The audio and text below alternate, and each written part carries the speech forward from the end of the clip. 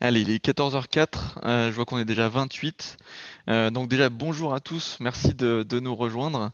On est vraiment très heureux de démarrer et d'être le premier atelier de cette grande journée du Green IT Day, donc la 7e édition, organisée par le Digital 113.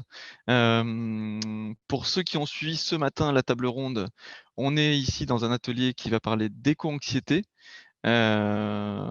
Qui finalement est un thème transverse par rapport à ce qui a été vu justement ce matin, notamment dans la table ronde. L'idée étant de se dire que les usages, au-delà du numérique en soi, le numérique est un carrefour et finalement, au-delà du numérique en soi, il y a tout ce qui gravite autour de ce qui nous rassemble aujourd'hui, qui est le numérique responsable. Et je vais proposer du coup à Charline, qui nous fait le plaisir et l'honneur de participer à cet atelier et donc d'intervenir, de se présenter en quelques mots. Charline, je t'en prie. Il faut que tu remettes ton micro. Et je peux pas faire les deux en même temps. Alors, j'ai enlevé le partage. J'ai enlevé le partage Pas de d'écran souci. que je vais Faut- remettre. T'as Hop, plus qu'à remettre lire et c'est bon. voilà. Alors, donc, oui, merci déjà pour l'invitation. Je suis ravie de pouvoir faire cet atelier sur ce sujet-là, qui est un sujet enfin, qui me parle beaucoup et sur lequel je travaille depuis un peu plus de 2 ans maintenant. Donc, je suis praticienne en psychothérapie. J'ai été formée en analyse psycho-organique, qui est une méthode qui fait vraiment le lien entre le corps et l'esprit. Et je me suis intéressée donc depuis fin 2018 aux problématiques en lien avec l'urgence écologique. Donc, et je me suis un peu spécialisée. Alors, spécialisée, c'est un grand mot, c'est-à-dire qu'à l'époque, il y avait encore, c'était un sujet assez niche, que l'éco-anxiété et la solastalgie. Là, ça devient un sujet dont on parle un peu plus. Donc, j'ai pu faire une enquête terrain sur ce sujet-là fin 2019. Et depuis, j'accompagne des patients, que ce soit à mon cabinet, donc moi je suis à Montpellier, ou en présentiel.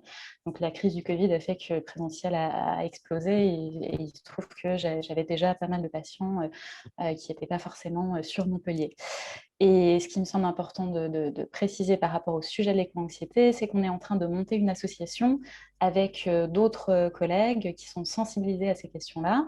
Donc l'association est en création, donc elle n'est encore pas visible, mais d'ici 2022, on devrait avoir un nom, qui est un vaste, vaste chantier.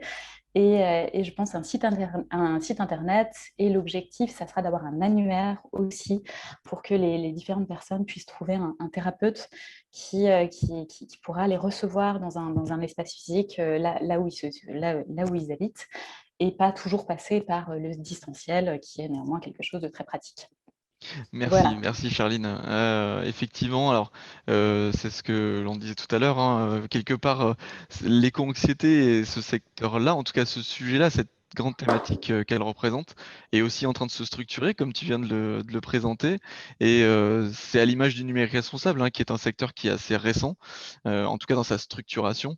Et donc on voit là que les choses se mettent en mouvement et c'est ce qui est positif. Alors pour ma part, du coup, j'animerai cet atelier. Et donc, Benjamin, moi, je fais partie du groupe ISIA, qui interviendra aussi tout à l'heure dans différents ateliers autour du label numérique responsable notamment, puisque nous avons été la première entreprise en France à avoir été labellisée numérique responsable, et qui démontre justement notre engagement très concret justement dans cette démarche-là. Voilà, sans plus attendre, juste quelques consignes. Donc, du coup, comme je le disais en préambule, et je vous le rappelle donc à tous, n'hésitez pas à poser vos questions dans la salle de discussion. Je les prendrai en compte et on y reviendra sur le quart d'heure de la fin pour vous laisser la parole ou alors en tout cas je me ferai le porte-parole de vos questions dans le chat. Voilà, je vous remercie et je laisse la place du coup à Charline. Merci. Alors, je vais vous proposer un peu de revenir sur ces nouvelles émotions qui sont liées aux mutations du monde. Donc, on va voir que on sort un peu il y a beaucoup d'autres, il y a différentes autres émotions supplémentaires par rapport à l'éco-anxiété, qui est le terme qu'on utilise de manière, de façon plus fréquente.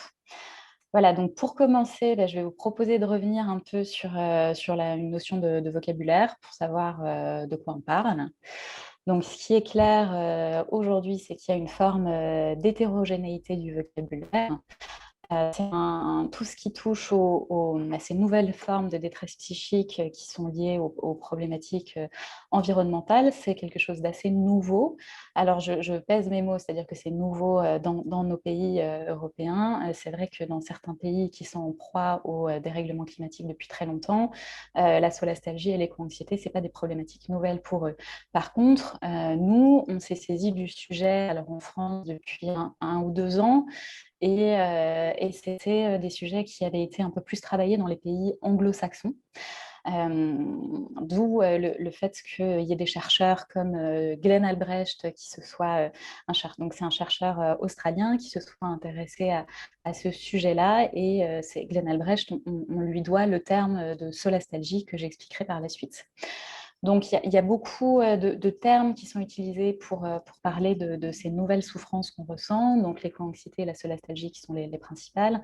On peut retrouver aussi des notions de dépression verte, de burn-out écologique, d'angoisse climatique, de mélancolie du futur, de détresse environnementale, et aussi, je la cite en dernier parce que c'est quelque chose qui est en train d'être beaucoup plus creusé, la notion de deuil écologique, qui a été beaucoup utilisée et étudiée par une géographe, une géographe canadienne qui s'appelle Ashley Kunsolo, qui étudie un peu la réaction des peuples autochtones, par exemple les peuples qui ont toujours travaillé, qui ont toujours eu dans leurs usages l'utilisation par exemple de la pêche avec la glace, et qui se retrouvent confrontés à une déperdition de glace, et donc ça remet en question vraiment leur identité.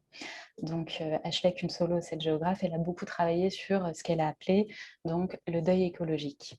Et c'est ce qui ressort, me semble-t-il, dans le rapport du GIEC aussi, cette notion est pas mal réutilisée. Voilà, alors moi je vais focaliser sur 2 principales, donc l'éco-anxiété qui est le sujet d'aujourd'hui, et la notion de solastalgie. Alors, ces 2 notions qui sont très proches, qu'on utilise un peu l'une pour l'autre. Il y a néanmoins une différence principale, c'est dans la temporalité de la souffrance que vit le sujet. C'est-à-dire que dans l'éco-anxiété, c'est une détresse qui est prospective, c'est-à-dire que c'est imaginer l'avenir, cet avenir dans un contexte d'urgence écologique qui va générer tout un panel d'émotions, alors que la solastalgie, c'est une détresse qui est rétrospective. Alors, solastalgie, c'est, comme je vous le disais précédemment, ça a été créé c'est un néologisme qui a été créé par Glenn Albrecht. C'est composé de solation, qui veut dire réconfort, et d'algie, qui est de la racine grecque, qui est relatif à la douleur. Donc, la solastalgie, c'est vraiment la douleur que l'on ressent à voir son lieu de réconfort perdu, dégradé. Et c'est en ça que la solastalgie, c'est une détresse qui est rétrospective, c'est-à-dire qu'on va comparer l'environnement qui est aujourd'hui à celui qui était avant. Je donne souvent une image un peu concrète, mais qui va vous permettre de voir bien la différence.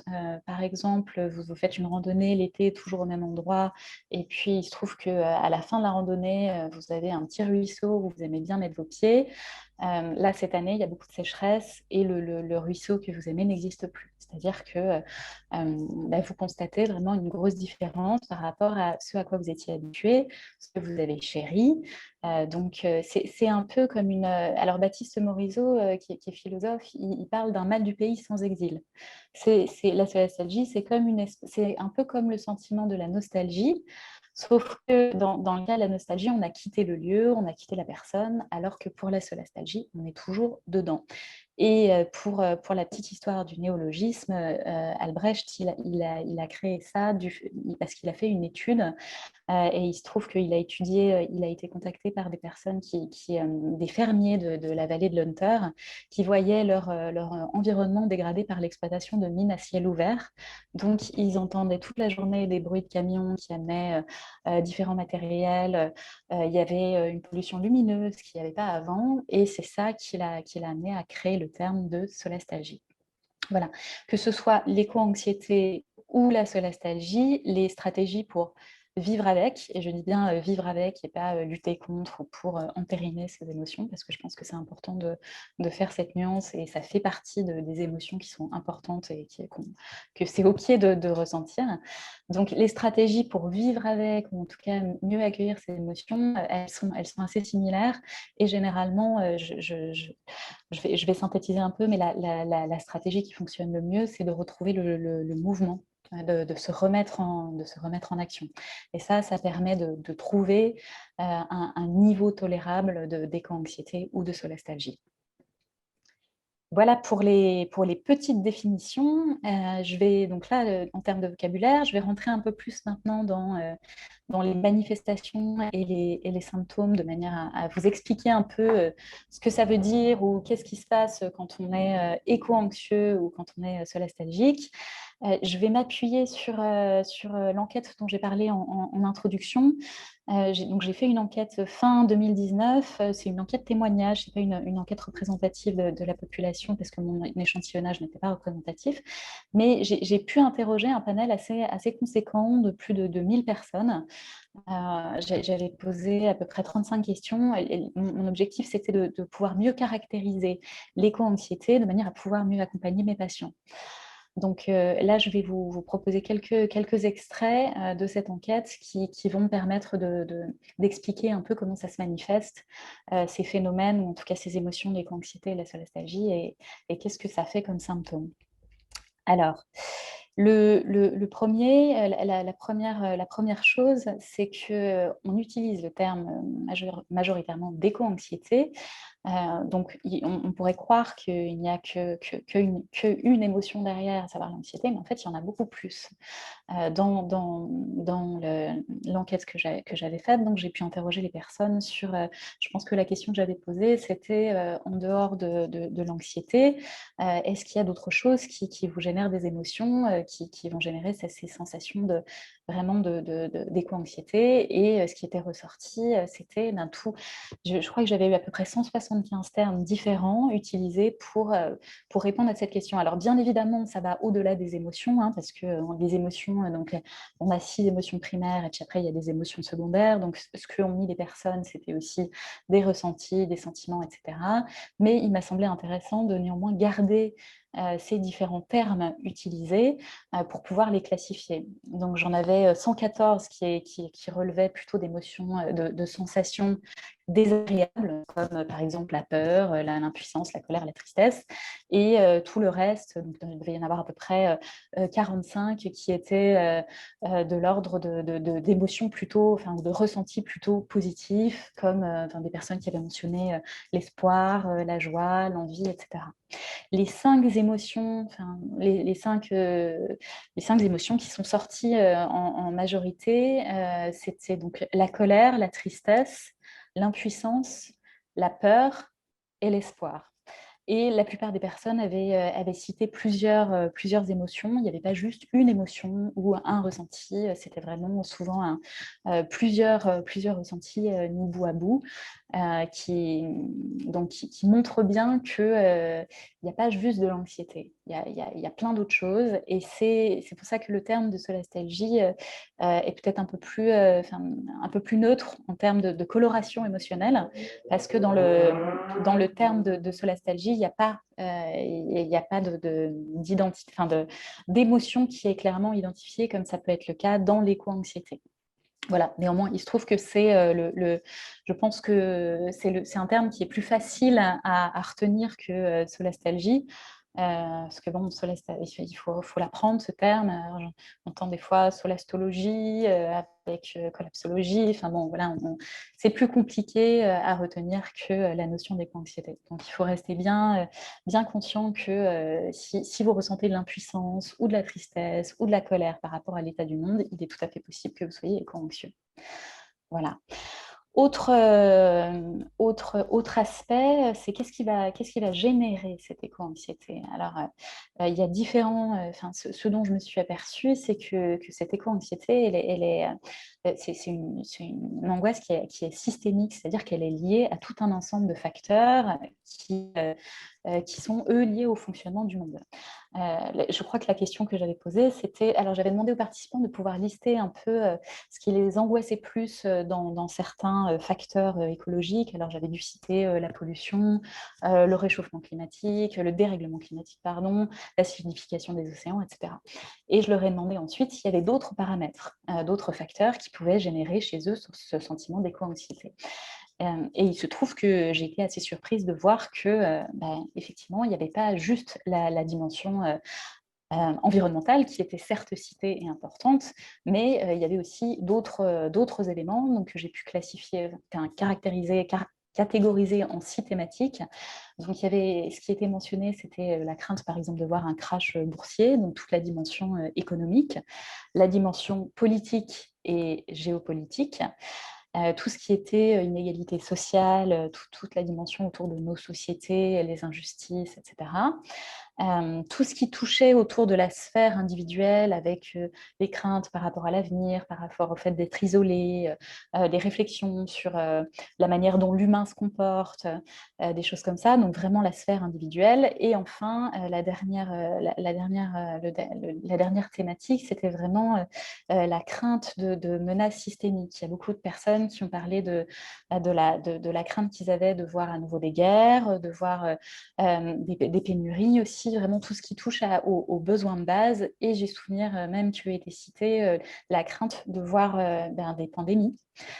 Et on était à l'époque en octobre 2019. Donc, il était cité les peurs de voir des pandémies, plus des craintes de ne pas avoir suffisamment de médicaments, donc des pénuries de médicaments.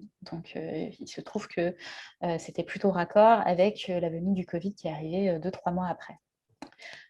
Voilà, en termes de toutes les différentes thématiques, en tout cas, ce qui va générer l'éco-anxiété, on se rend compte que ce n'est pas juste la dimension écologique, donc même si, bien évidemment, c'est à prendre en compte, mais il n'y a pas que ça. Voilà, c'est vraiment une ouverture à un fonctionnement global du monde qui dysfonctionne, on va dire. Qu'est-ce que ça fait chez les individus? Je parlais tout à l'heure des stratégies de coping, enfin des stratégies qui nous permettent de vivre avec l'éco-anxiété. Il y a un impact de ce sentiment, du fait d'être éco-anxieux. Ça a un impact sur l'action, sur la manière dont on va se mettre en mouvement. Alors, ça impacte, là pour le coup, je m'en réfère encore à mon panel de 1000 personnes.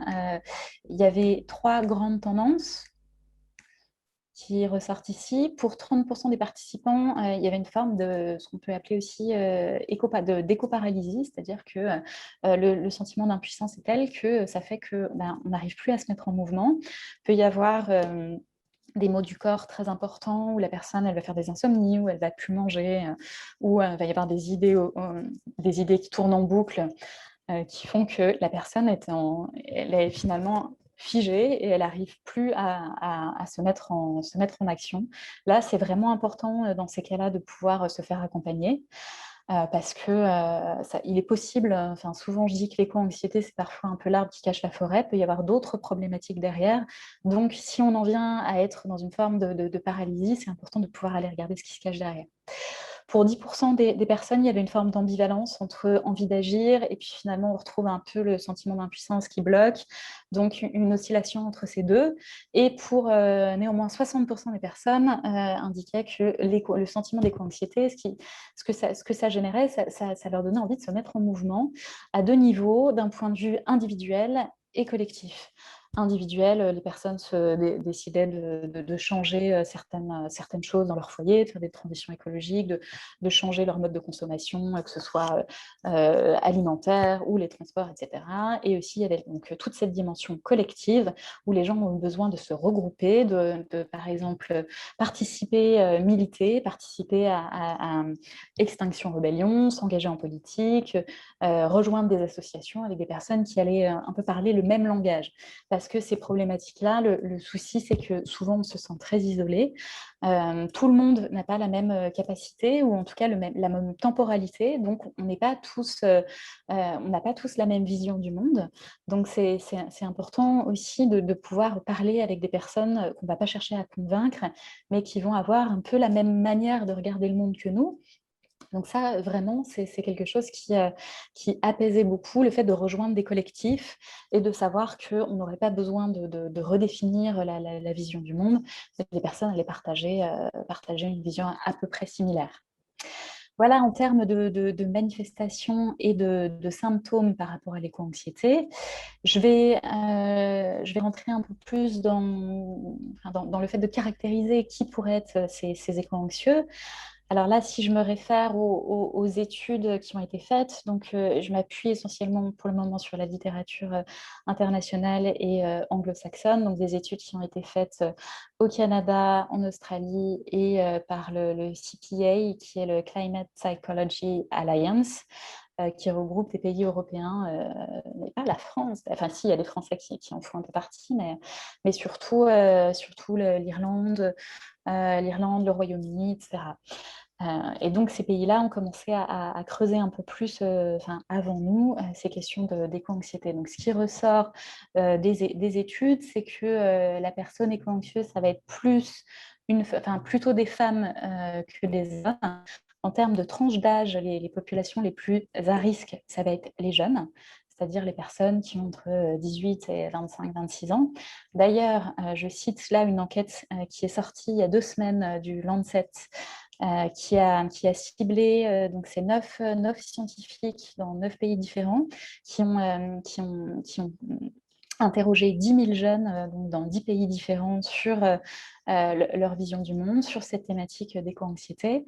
Il se trouve que les jeunes sont vraiment très, très touchés par ces problématiques-là. Pourquoi? Parce que, bien évidemment, c'est les générations présentes et à venir qui vont beaucoup plus pâtir de ces dérèglements climatiques et de tous ces phénomènes écologiques. Donc, et ça se recoupe avec les personnes que je peux recevoir dans mon cabinet. Je reçois beaucoup de jeunes de 18-19 ans ou 20 ans qui ont commencé, par exemple, des études de commerce et qui se posent la question de est-ce que je ne ferais pas mieux de faire de la permaculture, par exemple. Voilà. Donc, une population, une des populations les plus à risque, ça va être les jeunes. Après, ça peut être aussi des personnes qui sont dans des moments charnières de leur existence et qui se posent des questions de l'ordre de est-ce que je peux aujourd'hui avoir un enfant dans le monde dans lequel on vit? Est-ce que je peux avoir un deuxième enfant? Ou des personnes qui vont être dans une forme ce que j'appelle une crise professionnelle avec une remise en question de leur travail parce qu'elles peuvent être amenées à ressentir une forme de dissonance cognitive. La dissonance cognitive, je l'ai expliqué ce matin, c'est une sensation de malaise qu'on ressent quand nos actions sont pas cohérentes par rapport à notre système de valeurs. Par exemple, je caricature, mais au moins ça permettra d'illustrer, la personne qui va travailler chez Total et puis être hyper concernée par l'écologie, au bout d'un moment, elle va se dire « Ouh là là, mon Dieu, je travaille pour Total, même si j'adore mon job, comment est-ce que je fais pour continuer à travailler dans ce secteur-là ?» Voilà, de par l'impact que ça a sur la planète. Voilà. Autre, dans le profil type, ce qui me semble important aussi de mentionner, c'est que, et là ça fait le pont avec ce que je disais tout à l'heure par rapport à l'ancienneté de ces émotions, éco-anxiété, solastalgie dans certaines régions du monde, les peuples autochtones sont les personnes qui vivent vraiment en prise avec le milieu naturel. Par exemple, je citais tout à l'heure la pêche à la glace ou les populations comme ça qui vivent au contact et qui se déplacent aussi en fonction de comment évolue l'environnement en fonction des saisons, vont être beaucoup plus touchés dans leur mode de vie que par exemple, les peuples, enfin, les pays européens où on arrive encore à se dire que les problématiques climatiques ne nous touchent pas encore de plein fouet. Voilà. Je vous propose de vous expliquer un peu une typologie de patients. Alors ça, c'est une typologie que j'ai faite par rapport aux personnes que je reçois. C'est en fonction de ma pratique à moi. Ça serait peut-être pas la même chez un autre de mes collègues qui recevrait des personnes pour de l'éco-anxiété aussi. Il se trouve que j'ai fait cette typologie de patients, je crois que c'était à l'été 2019, et j'arrive toujours un peu à caser les personnes qui arrivent dans ces trois thématiques. Donc, dans ces trois catégories, donc je les ai gardées. Et puis, pour le moment, elles se sont affinées, mais elles ne se sont pas vraiment transformées. Donc, je vais vous raconter un peu rapidement. La première typologie, ça va être des personnes qui vont arriver dans une forme de burn-out écologique. Donc, c'est des gens qui vont être dans une forme d'épuisement émotionnel, intellectuel, dans une très, très grande fatigue. C'est souvent des personnes qui travaillent de près ou de loin avec l'environnement. Pour rebondir sur la slide précédente, il y a certains métiers qui favorisent l'éco-anxiété, c'est-à-dire les personnes qui vont être en burn-out écologique vont par exemple relire les rapports du GIEC, faire partie des journalistes qui vont écrire sur le climat, ou des personnes comme ça qui vont être en permanence confrontées avec des mauvaises nouvelles. Donc là, on retrouve un peu l'impact du numérique, où si on n'arrive pas aussi à se mettre des limites, ça veut dire qu'on est toujours impacté par ces nouvelles-là. Donc, ces personnes en burn-out écologique, généralement, elles ont du mal à trouver un équilibre entre la sphère perso et la sphère professionnelle, puisqu'il y a un intérêt aussi dans le fait de consulter ces news sur le climat ou autre, parce que ça les intéresse. En même temps, ça se recoupe dans leur sphère professionnelle. Donc, finalement, on finit par se lever le matin pour lire le rapport du GIEC et dormir le soir avec, en livre de chevet, le rapport du GIEC. Donc, finalement, ça devient insupportable. Et ça fait que la personne crame vraiment ses ressources. D'où l'idée de burn-out écologique. Donc, c'est des gens qui vont arriver plutôt dans une phase, dans des émotions de l'ordre de la tristesse ou de l'impuissance. Si je m'en réfère un peu aux phases du deuil, ça va être vraiment des phases du deuil qui ont été développées par Elisabeth Kübler-Ross, une psychiatre helvético-américaine. Elle a mis en place ces 5 phases par rapport à des gens qui prenaient conscience de leur propre mort. Voilà. Et donc, ces personnes qui arrivent en burn-out écologique, eux, ils vont être plutôt dans une phase descendante, dans une phase de dépression. Voilà, ça, c'est ma première typologie de patients. Autre typologie de patients, ça va être des personnes qui vont vivre ce que j'appelle une forme d'éveil écologique traumatogène. Alors, qu'est-ce que ça veut dire? Ça veut dire qu'ils ont pris conscience que le monde dans lequel on vit marche un peu sur la tête et ça va générer chez eux une forme de sidération, une recherche effrénée de solutions. Généralement, c'est des gens qui vont... alors, ça peut être des personnes qui vont regarder une vidéo, par exemple de Cyril Dion, ou peu importe, qui vont prendre conscience, ou des gens qui arrivent par le biais de la collapsologie, ils vont arriver dans un état d'urgence très important avec une saturation d'informations. Alors là, pour le coup, ils auront passé énormément de temps à consommer de l'information. On parlait ce matin d'infobésité. Là, pour le coup, moi, je dis que c'est vraiment des gens qui arrivent un peu dans une forme de boulimie d'information où ils sont tout à fait capables de faire un topo sur tout ce qui se passe parce qu'ils sont allés vérifier, en fait. Il y a vraiment ce besoin d'aller vérifier si ce qu'on a perçu est vrai. Donc, on va recouper à travers des articles, des vidéos, etc. Et c'est des gens qui arrivent souvent dans donc, un grand sentiment d'urgence, avec une crainte de voir une atteinte à leurs besoins de base, c'est-à-dire ces gens qui vont dire, mais en fait, où est-ce qu'il faut que j'aille habiter par rapport à, est-ce que j'aurai à boire, à manger, comment vont vivre mes enfants dans les années à venir, où est-ce qu'il va faire pas trop chaud, voilà, c'est vraiment des questions vraiment de l'ordre de la survie finalement, d'où quelque chose qui relève un peu du traumatisme. Et la personne, pour reboucler avec le traumatisme, me dit souvent, enfin ces personnes finissent souvent par dire qu'elles envient les personnes qui ne sont pas conscientes parce qu'elles aimeraient pouvoir retrouver l'état d'avant. ce qui est assez caractéristique du traumatisme. Voilà. Et ces personnes, elles arrivent, si je m'en réfère encore aux phases du deuil, plutôt dans une phase de colère aussi, parce qu'il y a un grand questionnement par rapport au reste du monde. C'est pourquoi est-ce que les gens n'agissent pas, pourquoi est-ce que les gouvernements n'agissent pas suffisamment, etc. Donc plutôt dans une forme de révolte que dans de la tristesse. Et enfin, troisième typologie de patients, ça va être des personnes que j'ai appelées les éveillés lucides, c'est-à-dire eux, ils vont plutôt être solastalgiques. C'est des gens qui vont avoir toujours été conscients d'être en décalage un peu par rapport aux autres ou d'avoir toujours eu une perception du monde un peu différente et qui ont toujours senti qu'il y avait quelque chose qui dysfonctionnait sans pouvoir vraiment mettre un mot dessus. Et il y a plusieurs personnes, que ce soit par mail ou dans le cadre de mes séances, qui m'ont dit un jour, bah voilà, ça y est, j'ai mis un mot sur ce que je ressens, finalement, c'est de la solastalgie.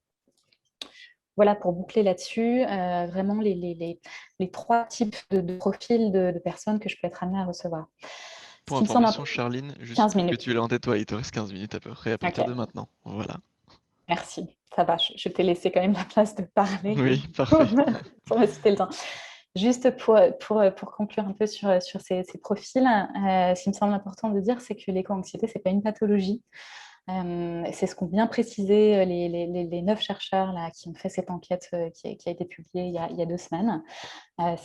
Donc, ça ne fait pas partie des maladies mentales comme peuvent être la dépression ou le burn-out, des choses comme ça. Pour le moment, l'éco-anxiété, moi je dis souvent que c'est plutôt signe que la personne elle est lucide et qu'elle a un regard plutôt lucide vraiment sur le monde.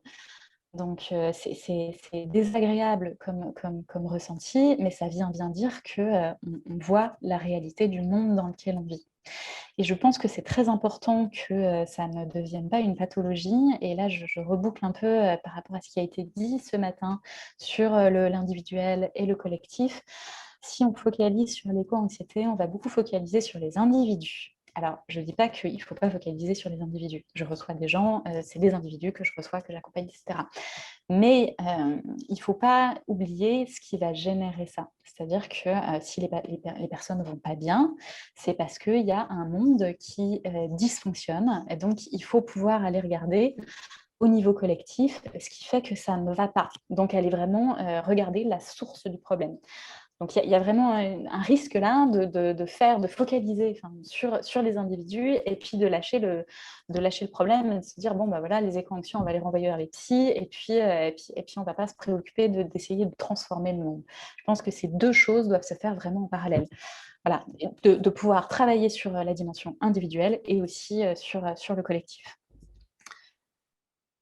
Voilà, je vais essayer de passer rapidement sur les différents éléments de constat du monde pour pouvoir vous donner des pistes un peu pour vivre avec cette éco-anxiété parce qu'il me semble que c'est le plus important. Quelques mots pour caractériser un peu le monde que l'on vit. Alors, on est en train de traverser une crise à plusieurs niveaux. C'est une crise, la crise écologique, c'est vraiment une crise existentielle.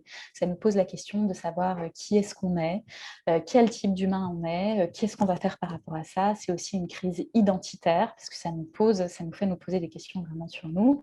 C'est une crise de la sensibilité et c'est une crise dans nos relations avec le vivant. C'est-à-dire qu'on utilise vraiment, on utilise le monde qui nous entoure sans prendre conscience qu'on a vraiment besoin et qu'on fait partie. D'où la notion de crise dans les rapports avec le vivant. On vit des processus répétés de séparation, quelque chose que je mentionnais un peu ce matin. On est séparés du reste du vivant, des uns des autres, et ça s'accentue de plus en plus. On est assez individualiste aussi, donc c'est important de comprendre ça, qu'on vit vraiment des histoires répétées où on est séparés, donc de retravailler à la reconnexion et au lien. La notion d'incertitude, je pense qu'elle va tous vous parler, surtout depuis le mois de mars 2020, où on se dit qu'est-ce qui va se passer dans les mois, dans les jours, même dans les heures à venir. Bon, là, ça devient un peu mieux, mais la notion d'incertitude, elle a vraiment envahi notre quotidien depuis le mois de mars 2020. Ça, c'est quelque chose qui est assez difficile en tout cas pour les éco-anxieux que j'accompagne, parce que c'est des personnes qui ont besoin de pouvoir faire des projets, qui ont besoin de pouvoir anticiper, qui souvent ont des tendances à être un peu, même avoir des tempéraments anxieux. Donc là, niveau incertitude, c'est difficile d'accepter qu'en fait, on ne sait pas ce qui va se passer, que ça risque d'être désagréable, mais qu'on ne sait pas ce qui va se passer et qu'il faut apprendre à lâcher prise sur cette connaissance du futur qu'on ne peut pas avoir. Le traumatisme, j'en parlais déjà un peu tout à l'heure. Dans les typologies de patients, après, ce qui me semble intéressant, c'est de dire on est dans un traumatisme par rapport à la crise écologique qui est actuelle et prospective, et que personne ne peut se dire qu'on met le traumatisme climatique derrière nous, et puis voilà, on continue à avancer, et c'est pas possible. Et c'est ça qui fait aussi la spécificité de cet accompagnement pour mes collègues et moi, c'est-à-dire qu'on a une petite longueur d'avance sur les patients, mais nous aussi, on fait partie de ce monde-là et on est forcément touché par ces problématiques également. On est dans un espace liminal. Alors, l'espace liminal, c'est un espace seuil où généralement, on peut prendre un temps pour se poser, pour faire le vide et puis pour voir ce qui émerge. Il y a une notion intéressante de rite de passage qu'utilise beaucoup Caroline Becker, qui est une psychothérapeute américaine qui a beaucoup travaillé sur la question de l'effondrement. Elle parle de rite de passage en 3 parties, avec un processus de séparation du groupe, après un processus de mise en marge où la personne traverse des épreuves, et après un processus de réintégration dans le groupe. On peut imaginer que ce qu'on est en train de vivre à présent avec ces différentes crises, c'est un peu quelque chose de l'ordre du rite de passage. Et pour refaire le lien avec ce qu'on disait ce matin concernant la société un peu adolescente, c'est ça qui va peut-être faire qu'on va devenir une société un peu plus adulte. En tout cas, c'est un espoir. Voilà. Pour parler un peu d'un volant un peu plus, enfin, d'un versant un peu plus positif, dans toute crise, il y a des choses négatives, mais il y a aussi des opportunités. Et si on regarde l'avenir en termes d'opportunités, il y a plein de nouveaux métiers qui n'existent pas encore et puis qui vont être développés. Il y a plein c'est important de pouvoir regarder aussi ce que ça crée, ces différentes crises. Et moi, enfin, des patients qui arrivent en me disant il n'y a que des choses négatives, je leur demande souvent de faire ce travail-là.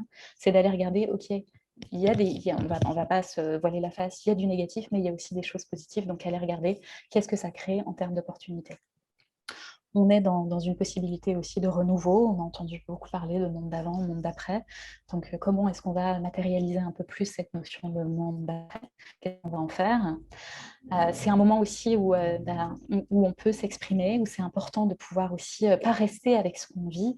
C'est un moment où il faut pouvoir parler de tout ça, justement les événements comme celui-là, ou comme la table ronde de ce matin. C'est vraiment un moyen de pouvoir dire les choses, de pouvoir donner une place à ces différentes émotions, de pouvoir les partager, comprendre qu'on n'est pas seul à les ressentir. Bien évidemment, là, ça reboucle, ça s'oppose à la notion de séparation. C'est très important de pouvoir aujourd'hui favoriser la reliance, que ce soit avec soi-même ou avec les autres ou avec l'environnement non humain, enfin, c'est-à-dire tout le monde vivant qui nous entoure. Et enfin, dernière notion, je pense que ça va parler à beaucoup. Alors, c'est un terme qui devient de plus en plus employé, le terme de résilience. La résilience, c'est la capacité en psychologie, c'est la capacité de l'individu à dépasser un traumatisme. Donc, quand il y a une intégration du traumatisme et on ne retrouve pas l'état d'avant, c'est-à-dire, c'est illusoire de penser qu'on va retrouver le monde d'avant, non. Il va y avoir un monde transformé, et un monde résilient, c'est un monde qui aura compris, qui aura intégré certaines de ses erreurs et puis qui aura développé certaines ressources par rapport à ça. Voilà, juste pour reboucler un peu, mais j'en ai déjà un peu parlé avant sur l'impact sur le numérique, qui est vraiment le sujet du Green IT Day. Je pense que, comme je le décrivais un peu dans mon profil de patient avec l'éveil écologique traumatogène, la consommation du numérique peut accentuer l'éco-anxiété, parce que si on passe la journée à regarder des news anxiogènes, à la fin de la journée, on ne se sent pas bien. Moi, généralement, les personnes sélectionnent dans leur fil d'actualité, enfin dans les personnes qu'elles suivent sur Facebook et Twitter, des gens qui sont de près ou de loin, qui travaillent par exemple dans les sphères du climat. Donc ça fait que quand on ouvre son Facebook ou son Twitter, on a juste envie de se dire qu'on a envie de le refermer, puisque c'est généralement très très anxiogène. Donc attention à mettre des limites. D'où l'idée de la détox médiatique, par exemple aussi de mettre des limites, de se dire on ne consulte pas les mails au fil de l'eau. C'est ça, les problématiques comme ça génère des burn-out. Les personnes qui font ça, le multitâche et les mails qu'on consulte à chaque notification, on ouvre l'application, finalement on lâche ce qu'on était en train de faire et on se disperse. Ça va générer vraiment des problématiques de l'ordre du burn-out et ça va intensifier toute la dimension du stress qui est présent et que génèrent aussi les outils numériques. Par contre, effectivement, comme on l'a vu pendant la crise du Covid, merci le numérique d'avoir été là pour nous permettre de faire des visios, pour nous permettre d'être en lien quand on était vraiment séparés physiquement les uns des autres parce qu'il n'y avait pas le choix et qu'il fallait respecter les contraintes qui nous étaient imposées. Donc, il y a effectivement toujours une opportunité à partir du moment où c'est une consommation, enfin, je parle d'une consommation juste du numérique. Alors, la vôtre ne va pas être la même que la mienne, puisqu'on est tous différents, donc c'est à chacun de se définir ses limites en fonction de qui il est, de son identité, de ce qu'il connaît de lui-même et de ses fragilités. Pour donner quelques pistes rapidement sur comment Alors, c'est un peu... c'est un gros objectif de pouvoir composter l'éco-anxiété en éco-sérénité, mais bon, pourquoi pas. Je vais dire que les pistes, ça va être plutôt dans une optique, comme je disais tout à l'heure, de vivre avec un sentiment d'éco-anxiété qui soit acceptable et qui permette de nous mettre en mouvement plutôt que de nous fragiliser et de nous figer. Bon, une petite blague sur le vocabulaire, l'éco-anxiété. J'ai des amis qui m'envoient des choses un peu rigolotes. Donc, c'est important de pouvoir agir avant qu'il soit trop tard pour pas que l'éco-anxiété, ça devienne quelque chose comme ça. Enfin, en tout cas, l'état du monde provoque quelque chose comme ça. Donc, l'importance de travailler sur la restauration du lien avec soi-même. Alors, je vous donne 7 pistes pour ça. Donc, ça va être déjà travailler sur la réunification du corps et de l'esprit. On est dans une société où on est un mental qui fait que tourner et c'est important de pouvoir redescendre dans le corps. Je vous parlais tout à l'heure de l'analyse psycho-organique qui est la méthode à laquelle j'ai été formée. On part vraiment du principe qu'on est une unité psycho-organique et donc qu'on est un corps qui pense, pas juste une tête qui fonctionne toute seule. Donc là, il y a des outils qui existent, la méditation, la cohérence cardiaque, le fait de marcher en pleine conscience, etc. Donner une juste place aux émotions, c'est comme ce qu'on est en train de faire aujourd'hui, c'est de pouvoir en parler, de pouvoir ouvrir des espaces de parole, des espaces d'échange par rapport à ça. Autre outil, autre piste qui a déjà été pas mal mentionnée ce matin, c'est de modifier son rapport au temps. Ça se fait de deux manières, ralentir, aller moins vite, et pouvoir aussi intensifier le temps présent, qui est la seule temporalité qui est en notre pouvoir, qui existe. Donc de lâcher un peu la préoccupation de l'avenir. Je ne dis pas qu'il faut plus faire aucun projet et être dans le temps présent carpe diem, mais plutôt se réancrer dans le présent de manière à sentir qu'on a une forme d'utilité aussi qui va être quelque chose qui va créer un cercle vertueux. Donc, comprendre ses vulnérabilités pour pouvoir après développer des ressources et travailler sur une notion de sécurité intérieure. Alors, quand le monde s'effondre, c'est important de sentir ce qui reste solide à l'intérieur de soi. C'est vraiment de comprendre, moi, Charline, c'est quoi mes bases, sur quoi est-ce que je m'appuie, qu'est-ce qui fait que dans un monde qui se dégrade, je vais rester solide, je vais rester droite, et qu'est-ce qui va constituer ma colonne vertébrale. C'est ça que j'appelle vraiment la sécurité intérieure. Autre piste, de cultiver vraiment l'idée de l'utilité et du sens, c'est vraiment par exemple, de faire des petits gestes, de faire des choses qui pour soi ont du sens, de éventuellement changer de métier ou alors d'apporter son aide à une association. Voilà, quelque chose qui va faire qu'on va pouvoir faire baisser un peu ce sentiment d'impuissance qui, quand on se place à l'échelle du monde, est tout à fait légitime.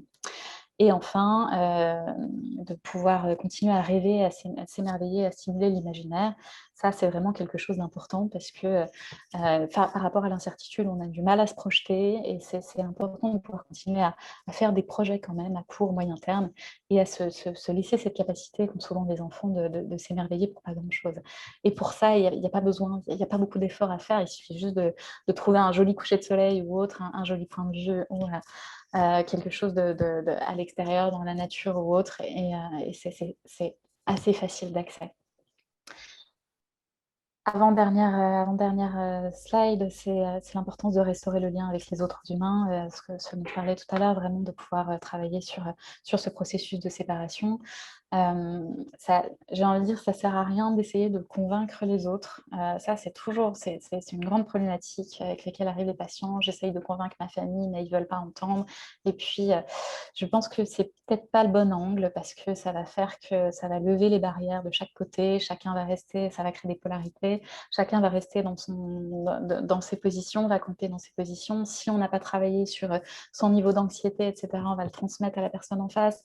Donc, plutôt montrer ce qu'on fait, donner envie. C'est un peu la preuve par l'exemple, de dire, bon, ben voilà, moi, je fais telle ou telle chose, je vais dans une ferme urbaine, ça risque, j'ai changé mon mode de consommation, voilà, je fais ci, je fais ça. Et ça va être beaucoup plus pertinent que de dire aux autres, vous ne faites pas bien, il faut faire comme ci. Voilà. Important aussi de penser aux générations futures. Je pense que c'est ce que disait Ferenc ce matin quand il parlait de qu'est-ce qu'on dit. Je ne suis plus certaine que ce soit Ferenc, mais en tout cas, ça a été mentionné.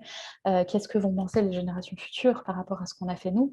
Donc, de pouvoir aussi penser que chaque action qu'on fait, c'est aussi les générations présentes et futures qui vont payer le prix. Et pouvoir aussi lâcher cette vision occidentalocentrée. Comme je disais tout à l'heure, l'éco-anxiété, la solastalgie, nous, on a le luxe de pouvoir le vivre seulement aujourd'hui. Il y a des gens pour qui c'est devenu un quotidien depuis longtemps. Donc, bien penser aussi qu'on on est des privilégiés. Donc, faire attention aussi et puis pouvoir se dégager dans les autres. Mettre l'accent sur la sécurité relationnelle, c'est des mécanismes, comme on a pu voir pendant la crise du Covid, des mécanismes d'entraide.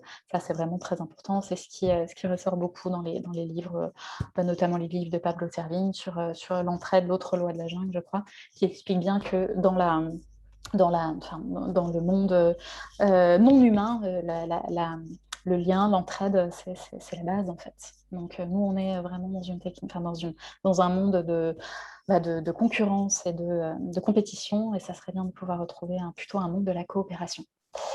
Et enfin, vraiment pour clôturer, c'est important de clôturer là-dessus, sur l'importance de pouvoir restaurer le lien avec le reste du vivant, c'est-à-dire de pouvoir prendre conscience qu'on fait partie du monde dans lequel on vit et qu'on est juste un tout petit maillon de la chaîne et que si on ne prend pas soin de notre environnement, ben, on ne pourra plus vivre. Donc, c'est vraiment important de pouvoir développer un sentiment de reliance au vivant. Je pense qu'on pleure certaines choses parce qu'elles ont de l'importance pour nous. Le plus on va développer un peu ce sentiment de reliance, ou en tout cas prendre soin du monde qui nous entoure, le plus on va se battre, ou en tout cas pour pouvoir le préserver, en tout cas. Lâcher l'anthropocentrisme, donc c'est vraiment une idée de retrouver une place qui est plus juste, hein, parce que je pense qu'on on est vraiment très, très focalisé sur l'individu, et puis c'est important de pouvoir nous replacer à une place qui est plus juste. Enfin, s'ouvrir à la dimension spirituelle. Alors là, c'est dépourvu de toute connotation religieuse. Ça peut être vraiment penser qu'on fait partie d'un grand tout, de s'ouvrir au plus grand que soi. Alors, on met ce qu'on veut derrière, hein, bien évidemment. Mais ça permet aussi de beaucoup travailler sur la question du lâcher-prise et de ce que je disais un peu ce matin. Souvent, des gens, je côtoie des gens qui sont dans une posture assez sacrificielle, avec une envie de sauver la planète. Quand on s'ouvre au plus grand que soi et qu'on se dit que finalement on n'est pas grand-chose, on sent moins de culpabilité à pas réussir à sauver la planète, et ça permet vraiment de travailler sur cette notion de lâcher prise. Et enfin, quelque chose qui est à la portée de tous, c'est cultiver le sentiment de la gratitude. C'est cette capacité de s'émerveiller ou de ressentir de la reconnaissance pour quelque chose d'autre que soi-même, que ce soit donc un coucher de soleil, quelque chose de l'ordre un spectacle que la nature va nous offrir, ou encore dans les liens les uns avec les autres.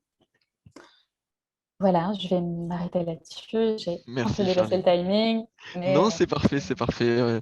Il y a quelques questions du coup que je vais pouvoir te poser. Tout d'abord, je voudrais quand même te remercier encore une fois pour cette intervention. Vous retrouvez ici donc Charline qui vous propose des références de livres, etc. Bon, de oui, toute je façon, pourrais vous les envoyer. le support de son pourra être disponible avec plaisir. Alors, quelques questions, d'ailleurs pour beaucoup qui tournent autour du même sujet ou de la même thématique, qui est celle de la mise en mouvement.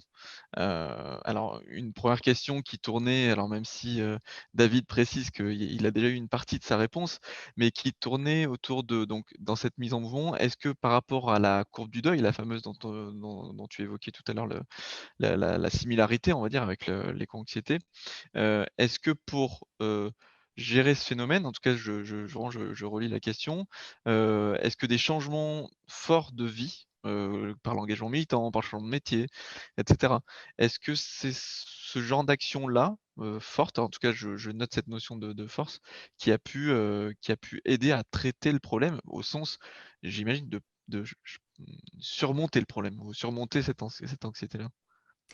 Alors, comme je disais précédemment, on est tous différents et je pense que ce qui va aider certains, ça va être différent, enfin ça va pas être la même chose. Alors oui, pour certaines personnes, ça il y en a qui vont mettre en place des grands changements de vie. Donc quand je dis, grands changements de vie, ça va être, des familles qui habitaient en ville, plein centre de Paris et puis qui se retrouvent à aller habiter dans le Cantal, par exemple. Donc et puis à se dire: «Bah, pourquoi est-ce que j'aurais pas un potager? Pourquoi est-ce que, je travaillerais pas à distance?»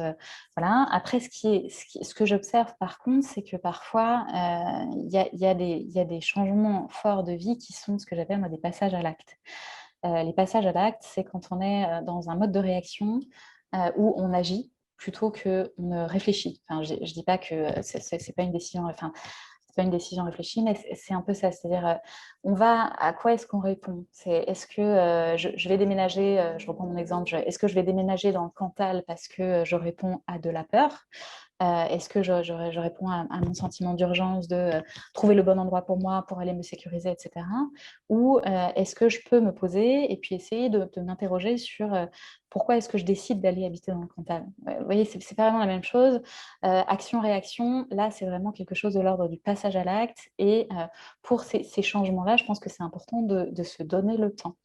D'où le paradoxe temporel de pas aller trop vite, même si il y a un grand sentiment, il y a un grand sentiment d'urgence qui est lié au contexte écologique. Mais par contre, en termes de changement fort de vie, je m'aperçois que parfois les gens ne peuvent plus rester dans leur métier. C'est-à-dire la dissonance cognitive est trop forte, on n'arrive plus à adhérer aux produits qu'on vend ou c'est plus possible. Et quand ça vient, ça vient enfin, générer trop d'angoisse, des maux de ventre à l'idée de se lever le matin, là, pour le coup, je pense que c'est important de pouvoir se faire accompagner dans un processus de changement d'orientation et puis de trouver un métier qui va mieux répondre à la personne qu'on est ou qu'on est en train de devenir. Voilà, donc je pense que pour certains, il y a des changements forts qui sont extrêmement importants et qui sont positifs et qui les aident, mais il ne faut pas oublier de bien réfléchir quand même à ce qu'on fait. Et il y a des personnes qui, dans la mise en mouvement, vont juste rejoindre des associations, faire des produits ménagers zéro déchet ou faire du zéro déchet chez eux et qui vont qualifier comme ça cette mise en mouvement. C'est ça, la mise en mouvement va être de cet ordre-là. Ça peut être à la fois quelque chose de très important et quelque chose de petit. Ça dépend de la perception de l'individu. D'accord, merci. Du coup, alors 2 autres questions que je vais rejoindre parce qu'elles restent sur sur cette même thématique, hein, de la mise en mouvement, mais cette fois-ci, elles apportent une nuance, qui en plus fait le lien avec, évidemment notre, grande thématique du Green IT Day qui est quand même celle du numérique responsable. En tout cas sur une certaine notion, on en parlait tout à l'heure, on parlait de l'infobésité, on parlait d'une certaine boulimie aussi d'informations. On sait que ces outils peuvent, nous apportent, des choses extrêmement positives, hein. On l'a rappelé pendant le Covid, on l'a rappelé pour plein d'autres choses aussi ce matin. Là, la notion, elle est aussi de comprendre comment on peut à la fois se mettre en mouvement et en même temps se protéger, et je vais apporter ensuite en plus une précision. Alison parle aussi de la question du bien-être, enfin comment on gère aussi ce bien-être, vis-à-vis du flux d'informations si important. Donc c'est là où on rentre dans cette notion à la fois de la mise en mouvement et en même temps d'être en capacité de se protéger, ou de se sentir dans une mise en mouvement qui nous convient ou dans laquelle on se sent à l'aise. Là, je pense que ce qui est important, c'est de sentir déjà de réussir à sentir ses limites à soi. Ça va être de passer par une forme d'introspection et de se dire: «OK, de quoi est-ce que j'ai besoin? Enfin, qui est-ce qui m'est extrêmement nécessaire?» Donc je peux pas dans le cadre de mon travail ou pour pouvoir continuer à être, à militer, j'ai besoin de pouvoir continuer à être informée. mais de trouver vraiment un juste équilibre parce qu'il y a effectivement un moment où il y a un basculement et où cette infobésité, toutes ces informations deviennent nocives. C'est ce qu'on retrouvait ce matin, hein, cette double, enfin, cette opportunité, ce poison. Je ne sais plus comment Anne C'était enfin, ça, ouais. Ouais. c'était peut-être pas opportunité, mais je ne sais plus le mot Il y avait les positif qu'il avait bénéfices. utilisé. Ouais, ouais. Bénéfice, voilà, et poison, mais c'est vraiment, je pense qu'il y a un gros travail à faire d'introspection sur la personne, de se dire, OK, c'est quoi mes besoins? Comment est-ce que je peux me mettre des limites, essayer de réduire au maximum? Il y a des outils qui existent. L'intervenant de ce matin, Vincent, bah, il propose beaucoup de choses comme ça, des outils où on va se dire qu'on va regarder l'information seulement enfin, par exemple, les emails, à la place de les regarder au fil de l'eau, on va sélectionner 1 ou 2 moments dans la journée, et puis le reste du temps, c'est fini, c'est fermé. Pareil pour les personnes dont c'est le travail d'être au courant des news par rapport au climat, ben, ça va être seulement dans la sphère professionnelle. Et puis quand on rentre chez soi, je caricature, mais on fait du tricot ou on lit Stephen King, mais on fait autre chose. Vous voyez, on aère son système, et on met vraiment autre chose à l'intérieur de soi, parce qu'on ne peut pas toujours brasser la même chose. Au bout d'un moment, il y a une saturation. Oui, et de toute façon, ça fait vraiment un lien, ben, formidable avec le numérique responsable, finalement, et c'est pour ça que on a souhaité cette grande thématique, de la question du questionnement, pardon, des usages. Questionner les usages, c'est justement ça, c'est éviter le mésusage, et le mésusage souvent que l'on peut subir, et on en parlait, enfin, à nouveau, hein, ça a été évoqué ce matin lors de la table ronde.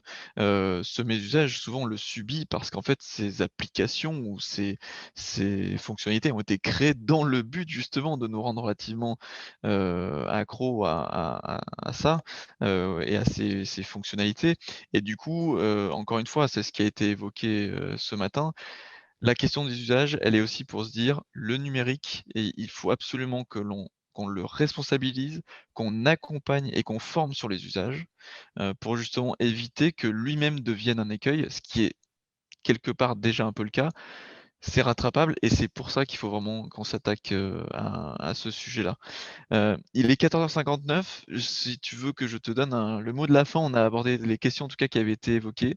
Si tu veux, Alors, donner je voilà veux un dernier juste mot, mmh, bien rebondir sur ce que tu disais de la question de la responsabilité. Je pense que c'est une notion qui est extrêmement importante dans le monde dans lequel on vit, et qu'à partir du moment où on a enfin, mis de la lumière sur les processus inconscients qui sont les nôtres, à partir du moment où on comprend, par exemple, la consommation qu'on peut avoir du numérique et ce que ça nous fait, si on en devient conscient, on devient responsable de ce qu'on choisit. C'est-à-dire, bah, je vais être responsable de choisir de consommer à fond des news et puis d'être pas bien à la fin de la journée. Quand ça devient conscient, c'est soit je reproduis toujours le même schéma qui m'amène à être pas bien et à frôler le burn-out, ou est-ce que je choisis de faire différemment et d'écouter ce que ça dit à l'intérieur de moi et de choisir une voie différente. et je compléterai justement en disant que, toujours sur cette même question de la responsabilité, nous tous, soit en tant qu'individus là, ou en tant qu'organisation, membres de Digital 113 notamment, en tant qu'ESN, en tant que responsable informatique au sein d'une grosse, organisation, c'est à nous aussi, d'arriver à diffuser ces enjeux et à justement apporter cette notion de l'utilité et de vraiment équilibrer ces usages en fonction du besoin réel, et non pas de ce que l'on souhaiterait, imposer ou apposer, on va dire, dans nos organisations. Voilà, je voulais vous remercier, tous, d'être présents déjà dans cet atelier. Remercier aussi quand même, Digital 113 pour, l'organisation de ce super Green IT Day, et puis tous nos partenaires qui nous ont soutenus, depuis le début. Encore un grand, grand merci Charline pour ton intervention, et Avec vous plaisir. retrouverez très bientôt, normalement le replay et toutes les informations qui vont avec. Voilà, je vous remercie encore tous. Je vous souhaite une très bonne journée. Juste après, donc à 15h30, il y aura d'autres ateliers, dont l'un dans lequel je serai, en tant qu'intervenant sur le label numérique responsable. Voilà, on vous parlera du nouveau format du label, et puis, je témoignerai justement de notre parcours de labellisation. Encore un grand merci à tous, merci Charline, et puis je vous dis à très bientôt.